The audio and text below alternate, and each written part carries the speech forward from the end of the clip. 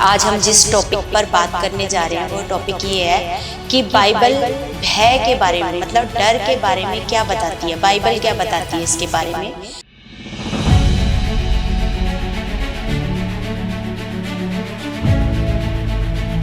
पवित्र बाइबल में से सीखते हैं कि परमेश्वर का वचन हमें डर के बारे में क्या बताता है और डर क्या होता है, डर कैसे दूर होता है। ये सारी चीजें हम आज परमेश्वर के वचन से सीखते हैं।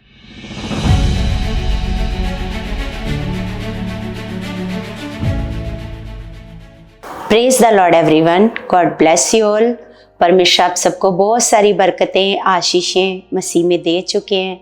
सर्वशक्तिमान जीवित परमेश्वर पिता का हम दिल से धन्यवाद करते हैं। परमेश्वर हमारे बीच में मौजूद है कलीसिया। सच में हम उसके उपकारों का जितना भी धन्यवाद करें कलीसिया उतना ही कम है, क्योंकि वो परमेश्वर महान पिता है, वो सर्वशक्तिमान है। उसके तुल्य कोई और है ही नहीं, उसके जैसा कोई प्रेम कोई और कर ही नहीं सकता। उसके उपकारों के लिए हम परमेश्वर का दिल से धन्यवाद करते हैं।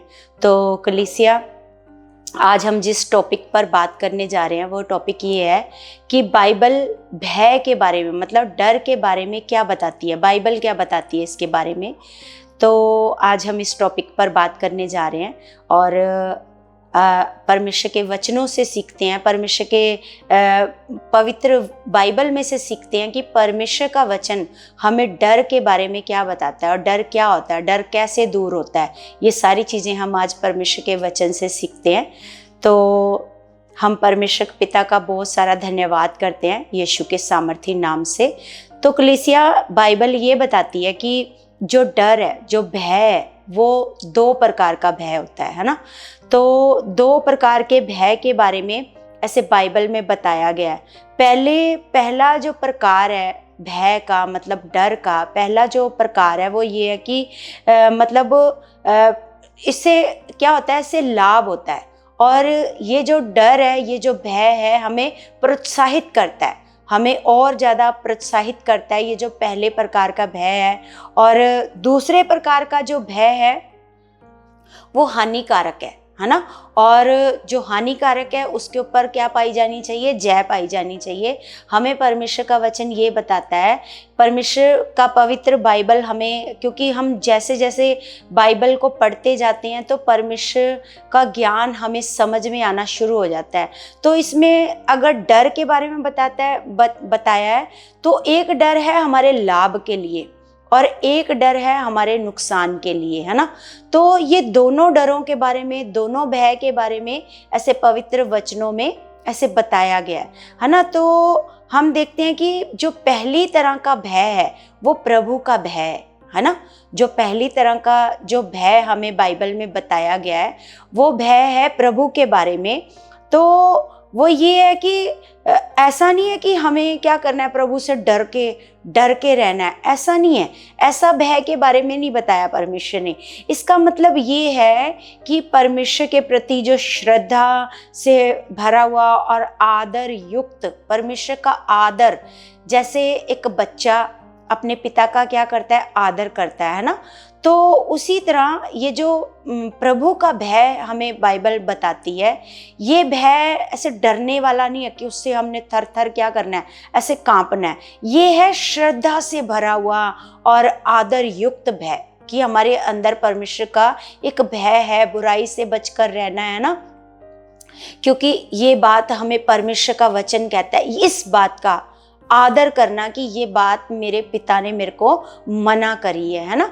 तो इस बात का भय। तो आगे हम देखते हैं कि परमेश्वर का क्रोध और जो परमेश्वर का गुस्सा है उसके प्रति सम्मान करना, क्योंकि परमेश्वर ने बताया अपने क्रोध के बारे में कि अगर ऐसे ऐसे तुम बुराई करोगे तो परमेश्वर को क्रोध आता है ना। तो उस क्रोध के बारे में क्या करना, ऐसे सम्मान करना, उसका सम्मान करना, उसको कहते हैं भय, परमेश्वर के प्रति भय, प्रभु का भय, है ना। तो इस बात को पूरी रीति से स्वीकार करना कि परमेश्वर क्या कुछ है, वो क्या है परमेश्वर, इस बात को पूरी रीति से स्वीकार करना अपने मनों में, है ना। तो ये क्या करता है, ये जो भय क्या करता है, और परमेश्वर का जो इस प्रकार का भय है हमारे मनों में परमेश्वर के प्रति आदर लेकर के आता है। और उसके गुणों को हम समझते हैं, है ना, परमेश्वर के गुणों को समझते हैं, परमेश्वर का आदर हमारे मनों में आता है। और प्रभु का जो भय है वो कई प्रकार की आशीषों को लेकर के आता है।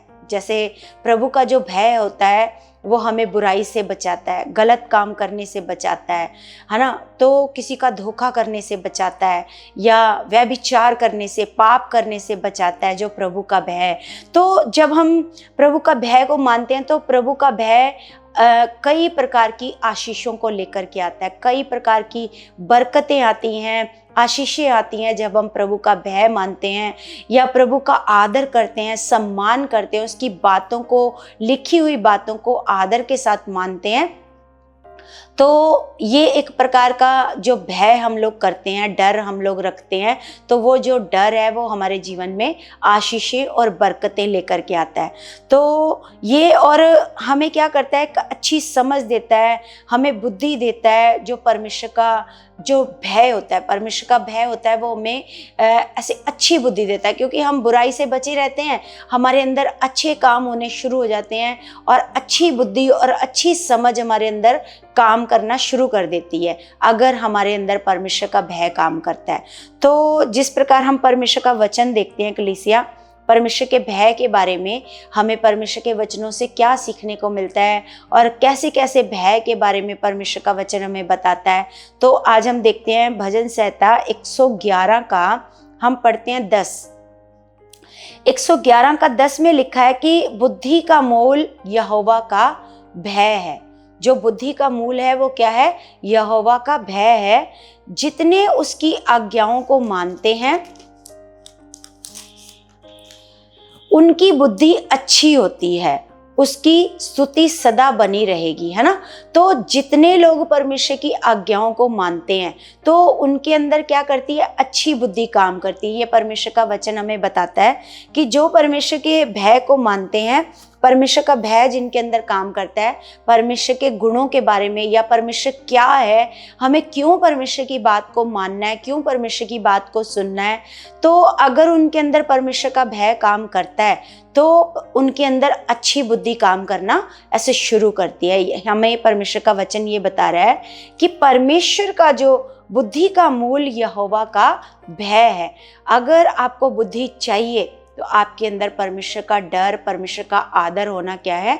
ऐसे ज़रूरी है। अगर आप चाहते हो कि हमारे जीवन में बुद्धि काम करे, मेरे अंदर बुद्धि काम करे, समझ काम करे, तो सच में आपके अंदर परमेश्वर का डर, उसके वचनों का आदर हमारे मनों में होना क्या है? ऐसे ज़रूरी है।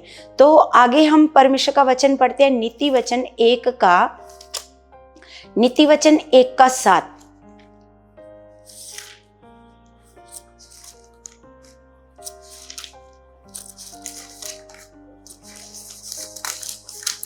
तो यहाँ पर परमेश्वर का वचन ये भी बताता है कि यहोवा का भय मानना बुद्धि का मूल है। बुद्धि और शिक्षा को मूढ़ ही लोग तुच्छ जानते हैं, है ना। तो यहाँ पर भी हमें परमेश्वर का वचन नीति वचन में भी बता रहा है कि यहोवा का भय मानना क्या है, बुद्धि का क्या है? मूल है। अगर हम परमेश्वर के भय में रहते हैं, परमेश्वर का आदर करते हैं, उसकी हर बात को मानते हैं, तो बुद्धि हमारे अंदर काम करना शुरू कर देती है, अच्छी बातें हमारे जीवन में होना शुरू हो जाती हैं। तो ये पहले प्रकार का भय जो है, हमें परमेश्वर का वचन बताता है कि ये तुम्हारे जीवन में आशीषें लेकर के आता है। ये भय एक प्रकार का तुम्हारे जीवन के लिए लाभ वाला भय है। अगर आप इस भय को रखते हो तो इस भय के द्वारा, इस डर के द्वारा तुम्हारे जीवन में क्या आएगा? हमेशा लाभ आएगा। कभी भी इस भय से तुम्हारा कोई भी नुकसान ऐसे नहीं होएगा, है ना। तो इस प्रकार परमेश्वर का वचन बताता है कि बुद्धि और शिक्षा को मूढ़ ही लोग तुच्छ जानते हैं। मतलब जो मूर्ख ही होंगे तो वही बुद्धि और शिक्षा को क्या समझेंगे? ऐसे तुच्छ समझेंगे, है ना। तो लेकिन हमें परमेश्वर का वचन सिखाता है कि बुद्धि और शिक्षा तुम्हारे जीवन में कैसे आएगी? परमेश्वर का भय मानने से। जो परमेश्वर का भय ही नहीं मानेंगे उनके जीवन में कभी बुद्धि और समझ काम ऐसे नहीं करेगी। तो आगे हम देखते हैं 19 का 23।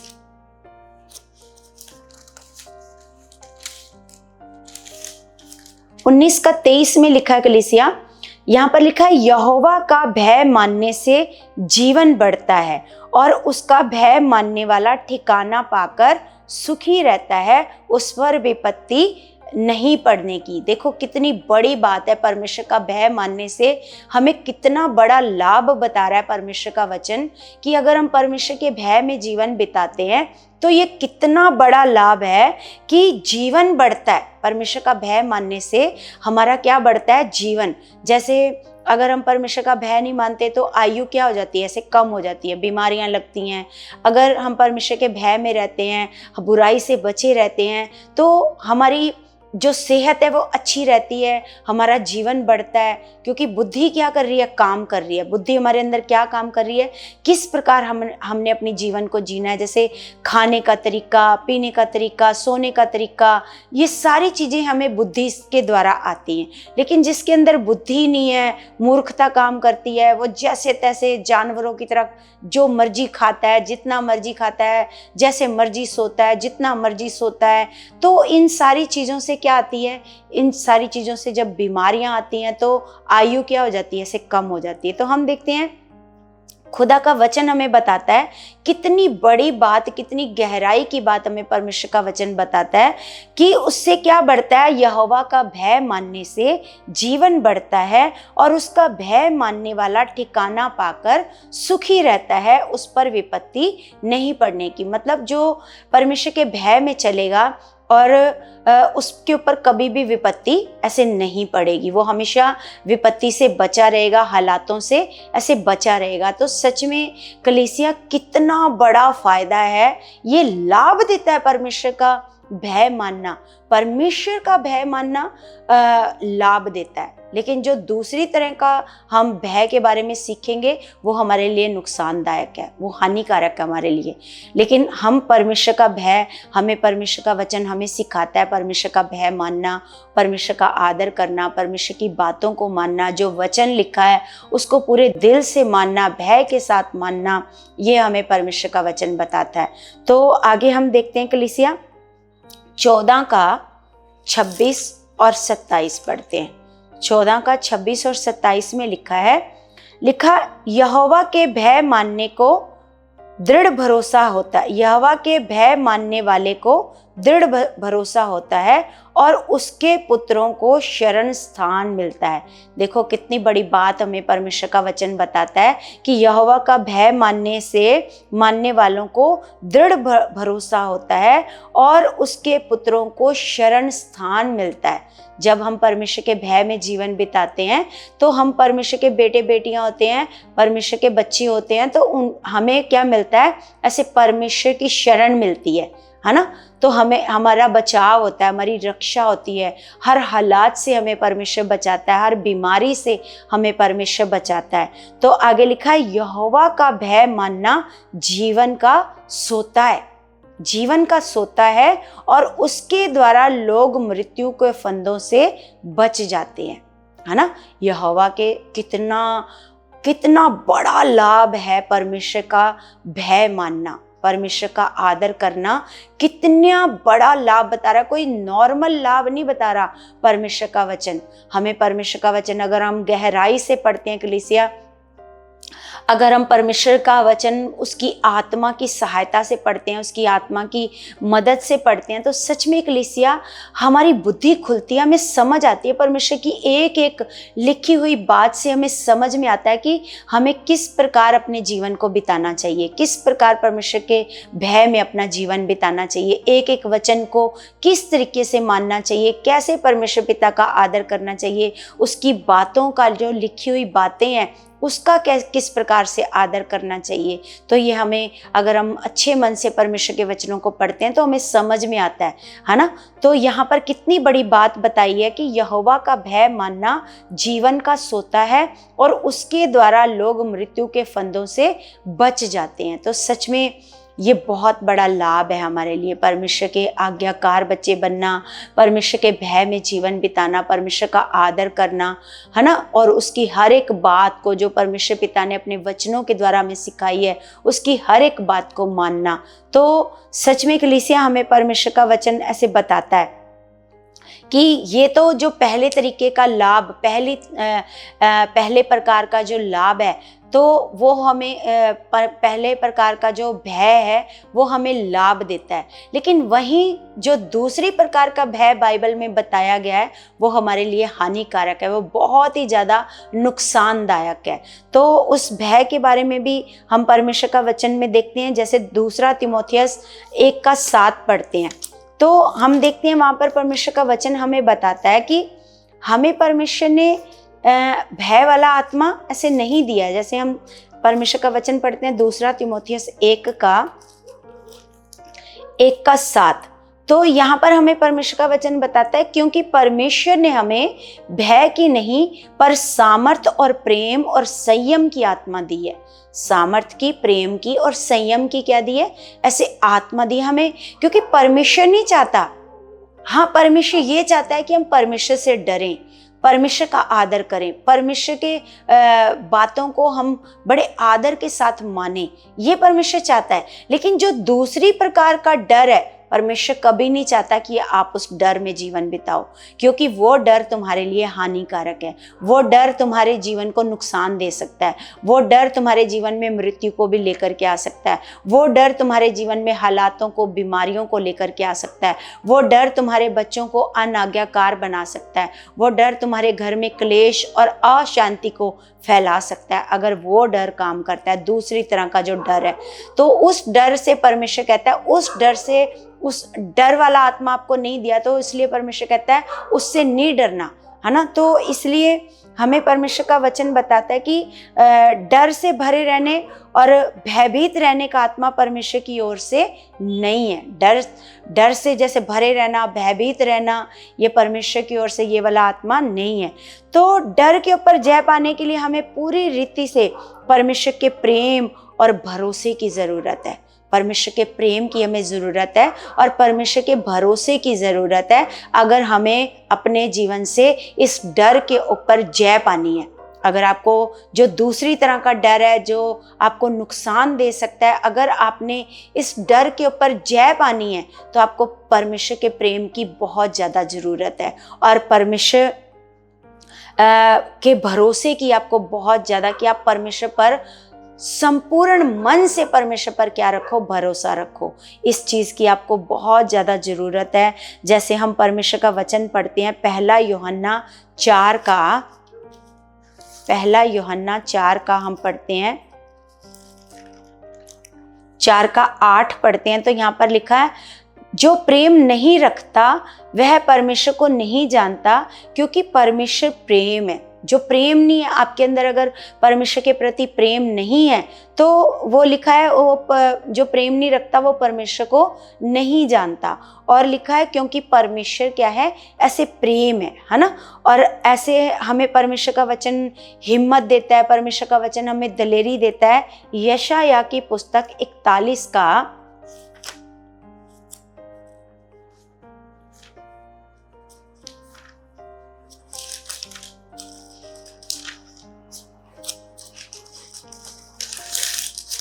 41:10 हमें खुदावंद का वचन बहुत ऐसे दलेरी देता है, बहुत हौसला देता है, हमें हिम्मत देता है। और जैसे परमेश्वर का वचन कहता है कि मत डर क्योंकि मैं तेरे संग हूँ, है ना। इधर उधर मत ताक क्योंकि मैं तेरा परमेश्वर हूँ। मैं तुझे दृढ़ करूँगा और मैं तेरी सहायता करूँगा। अपने धर्म में दाहिने हाथ से मैं तुझे संभाले रहूँगा। तो सच में कलीसिया, ये जो दूसरी प्रकार का जो डर है, जो हमारे जीवन में नुकसानदायक है, बहुत ज़्यादा हानिकारक है, उस डर को ख़त्म करने के लिए हमें परमेश्वर पर पूरी रीति से क्या रखना पड़ेगा? भरोसा रखना पड़ेगा कि परमेश्वर कहता है कि मत डर, मैं तेरे साथ हूँ। हमें ये भरोसा रखना पड़ेगा और डर को अपने अंदर से ख़त्म करना पड़ेगा कि परमेश्वर मेरे साथ है, पर मैं अकेला नहीं हूँ, मेरा परमेश्वर मेरे साथ है। वो मेरी रक्षा करने वाला, वो मेरी मदद करने वाला, क्योंकि जो परमेश्वर हमारे साथ वादा कर रहा है वो सच्चा परमेश्वर है। उसके ऊपर हम पूरी रीति से क्या रख सकते हैं, भरोसा रख सकते हैं, क्योंकि वो कभी हम लोगों को धोखा नहीं देता। ऐसा नहीं है कि उसने हमें बोल दिया कि मत डरो मैं तुम्हारे साथ हूँ तो वो हमें अकेला छोड़कर चला जाएगा। नहीं, वो हमें कभी अकेला छोड़ेगा नहीं, क्योंकि परमेश्वर ने हमसे कहा है, परमेश्वर ने कहा कि क्या ऐसा हो सकता है कि एक माँ अपने दूध पीते बच्चे को छोड़ दे? तो परमेश्वर का वचन कहता है हाँ, वो भी छोड़ सकती है, लेकिन मैं तुम्हें कभी नहीं छोड़ूंगा और कभी भी नहीं त्यागूंगा। तो हम परमेश्वर के ऊपर पूरी रीति से भरोसा रख सकते हैं कि परमेश्वर हमें कभी भी अकेला नहीं छोड़ेगा। वो हमेशा हर मुसीबत में, हर परेशानी में, हर हालात में, हर बीमारी में वो हमारे साथ खड़ा है। उसका वादा है, मैं अपने धर्म में दाहिने हाथ से तुझे संभाल करके रखूंगा। तो वो सच में रखेगा, वो सच में आपके साथ है, वो सच में आपका मददगार है, वो सच में आपकी रक्षा करता है। वो झूठा परमेश्वर नहीं है, वो सच्चा परमेश्वर है। तो सच में कलीसिया, हम यहाँ पर परमेश्वर का वचन देखते हैं। परमेश्वर का वचन कहता है अपने धर्म में दाहिने हाथ से मैं तुझे क्या करके रखूंगा, संभाल करके रखूंगा। तो सच में हमें खुदावंद के वचनों पर क्या रखना चाहिए कलीसिया? हमें पूरी रीति से परमेश्वर पर क्या रखना चाहिए? ऐसे भरोसा रखना चाहिए। तो सच में हमें परमेश्वर का वचन, जैसे हम परमेश्वर के वचन में सीखते हैं कि परमेश्वर कहता है कि कई तरीके का डर होता है लोगों के अंदर, जैसे अकेले होने का, कमज़ोर होने का, ऐसे सुने ना जाने का, और ज़रूरत की चीज़ों की कमी होने पर क्या परमेश्वर का वचन कहता है, तुम कभी मत डरो, कभी मत डरना इन चीज़ों के बारे में। जैसे हम परमेश्वर का वचन पढ़ते हैं मत्ती 10:31 में हमें खुदावंद का वचन सिखा रहा है कलीसिया।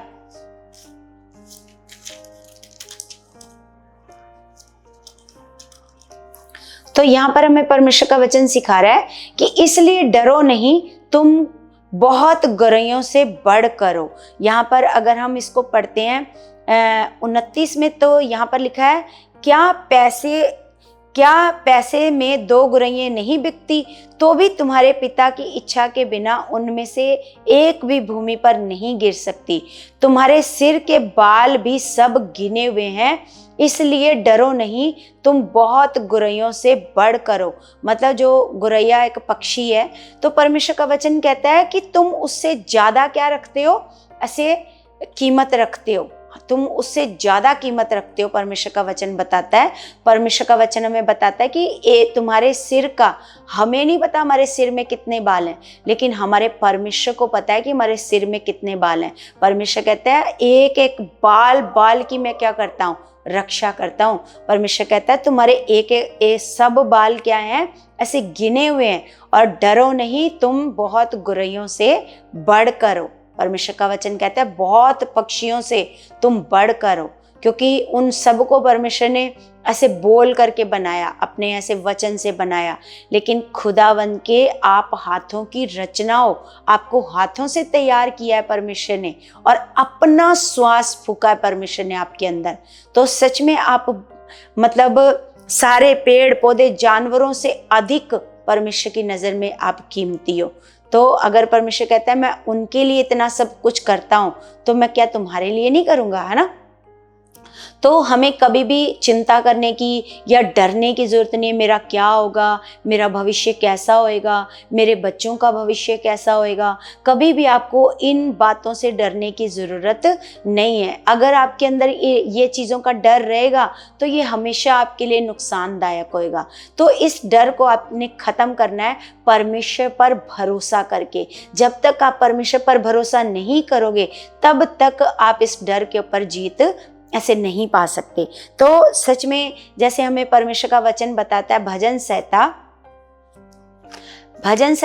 56 अध्याय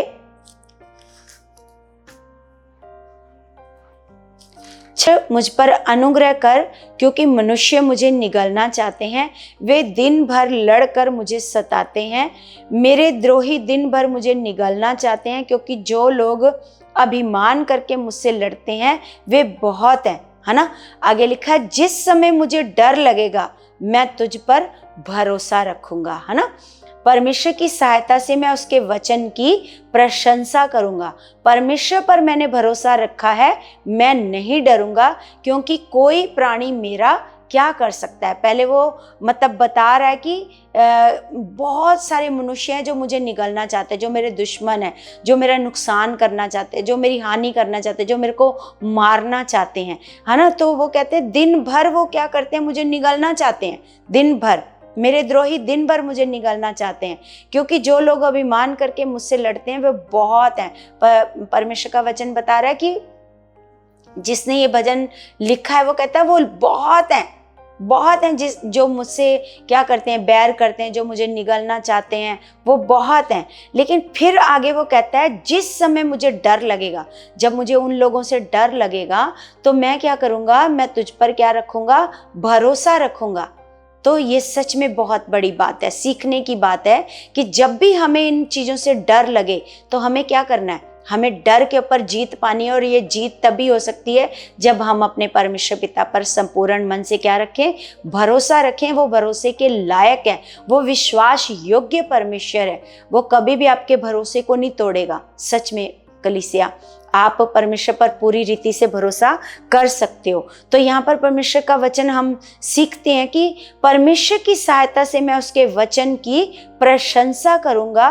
परमेश्वर पर मैंने भरोसा रखा है, मैं नहीं डरूंगा। कोई प्राणी मेरा क्या कर सकता है। जब उसने पूरी रीति से परमेश्वर पर अपना भरोसा दिखाया, अब उसके अंदर दलेरी आ रही है कि कोई भी मेरा, चाहे बहुत सारे लोग मेरे को निगलने वाले हैं, लेकिन कोई प्राणी मेरा क्या कर सकता है। ऐसे उसके अंदर अब दिलेरी आ रही है ना। अब जब हम परमेश्वर के ऊपर भरोसा रखते हैं तो हमारे अंदर एक दिलेरी आती है जिसके कारण हम उस डर के ऊपर, उस भय के ऊपर जीत पा सकते हैं। तो आगे हम एक वचन और देखते हैं कलीसिया, भजन संहिता इसी का 5 का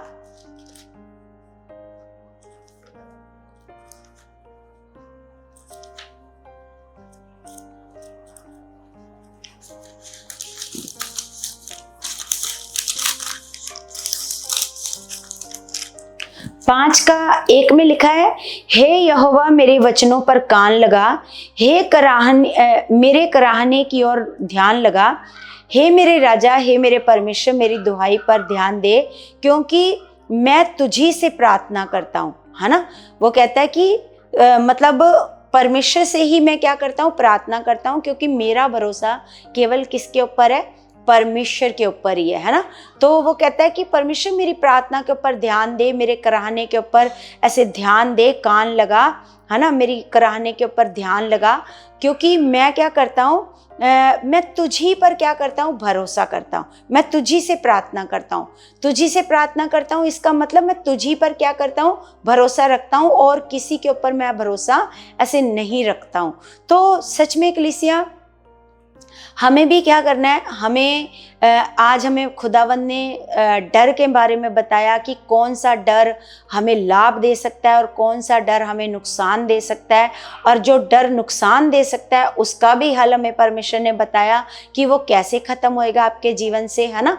तो सच में हम अपने परमेश्वर पिता का दिल से धन्यवाद करते हैं कि पिता हमें अपने वचनों से हर एक बात को, छोटी छोटी बात को सिखाते हैं।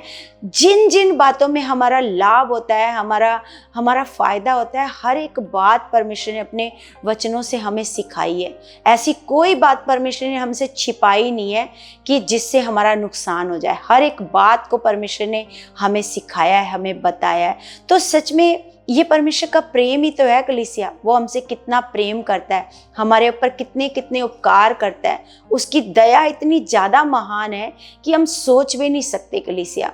सच में हम अपने पिता परमेश्वर का बहुत बहुत दिल से धन्यवाद करते हैं, उसके उपकारों के लिए, उसके प्रेम के लिए, उसकी दया के लिए। सच में हम परमेश्वर का धन्यवाद करते हैं कलीसिया। और मेरा विश्वास है आज जो खुदा ने हमें इन वचनों से सिखाया, ये बहुत खास बातें हैं, खास वचन है, सीखने वाले वचन है। जो इन बातों को सीखेगा वो सच में कभी भी हालातों में नहीं जाएगा, कभी दुखों में परेशानियों में नहीं रहेगा। ये मेरा विश्वास है, वो हमेशा खुदावंद के साथ आगे बढ़ता जाएगा और परमेश्वर उसको ब्लेस करता जाएगा यीशु मसीह के नाम से। तो सच में कलीसिया, आज हम अपने परमेश्वर का धन्यवाद करते हैं इन वचनों के लिए, और ये वचन आपके जीवन में बहुत आशीष और बरकत का कारण बन चुके हैं यीशु के नाम से। तो कलीसिया, जैसे मैं आप लोगों से हर वीडियो में ऐसे रिक्वेस्ट करती हूँ, सच में बहुत सारे लोग हैं जो वीडियो को देखते तो हैं लेकिन इस वीडियो को शेयर नहीं करते। बहुत सारे लोग तो देखते भी नहीं हैं, इग्नोर करते हैं। ये खुदावन के बहुत खास वचन है, इनको आपको अच्छे मन से सुनना चाहिए। अच्छा ज्ञान परमेश्वर देता है, अच्छी बातें परमेश्वर सिखाता है, आपको सीखना चाहिए। और मैं रिक्वेस्ट करती हूँ कि आप ज़्यादा इसको शेयर करा करो, सब्सक्राइब करो, इसको लाइक करके जाया करो। वीडियो को, जो भी वीडियो देखते हो आप वीडियो को जरूर लाइक करा करो और इसमें कमेंट करा करो। ये सच में एक रिक्वेस्ट है आपसे। अगर आप मेरे मुंह से सुनी हुई बात को नहीं मानते तो सोचो परमेश्वर पिता की बातों को आप कैसे मानोगे, है ना। तो इसलिए आपको आज्ञाकार बनने की आदत डालनी चाहिए आपको, क्योंकि परमेश्वर का वचन कहता है कि जो आपको सिखाने में परिश्रम करते हैं, मेहनत करते हैं, आप उनका 2 गुना आदर करो। मतलब उनकी बात को सुना करो, आप उनकी बात को माना करो, क्योंकि वो आपको सिखाने में क्या करते हैं, परिश्रम करते हैं।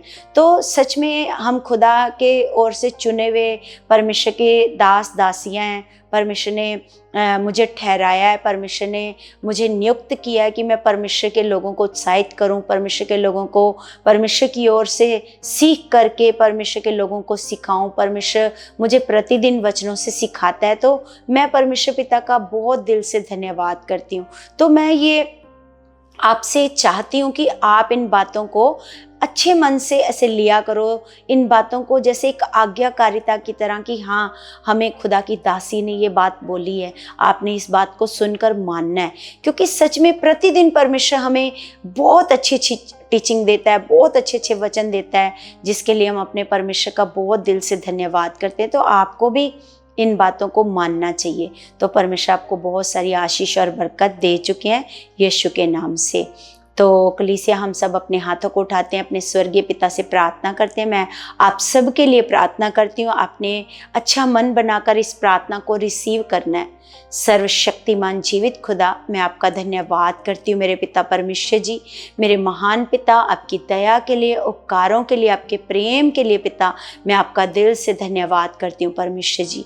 पिता, आप महान परमेश्वर हो, आपके जैसा कोई और है ही नहीं मेरे परमेश्वर, आपके जैसा कोई और प्रेम कर ही नहीं सकता पिता परमेश्वर जी। मेरे महान पिता, मैं तेरे बच्चों के लिए दुआ करती हूँ पिता परमेश्वर, जो डर परमेश्वर इनके लाभ के लिए खुदावंद वो इनके जीवन में आ जाए मेरे परमेश्वर, उस डर में ये जीवन बिताएं मेरे परमेश्वर। और जो डर इनके लिए नुकसानदायक है खुदा, मैं यीशु नासरी के नाम से कमांड करती हूँ, इसी घड़ी इनके जीवनों से, इनके मनों से, इनकी सोचों से वो डर इसी घड़ी खत्म हो जाए। इसी घड़ी पवित्र आत्मा की सामर्थ काम करे खुदा, और वो डर खत्म हो जाए पिता, जिस डर से इनका नुकसान होता है पिता। मैं इनके लिए प्रार्थना करती हूँ पिता, ये पूरी रीति से आप पर भरोसा करने वाले बन चुके हैं पिता, इनका भरोसा आप पर मजबूत हो चुका पिता परमेश्वर, ये आपको प्रेम करने वाले बन चुके हैं मेरे परमेश्वर पिता। मैं ऐसा विश्वास करती हूँ खुदावंद पिता परमेश्वर, आप इनके जीवनों में बड़े बड़े काम कर चुके हो पिता।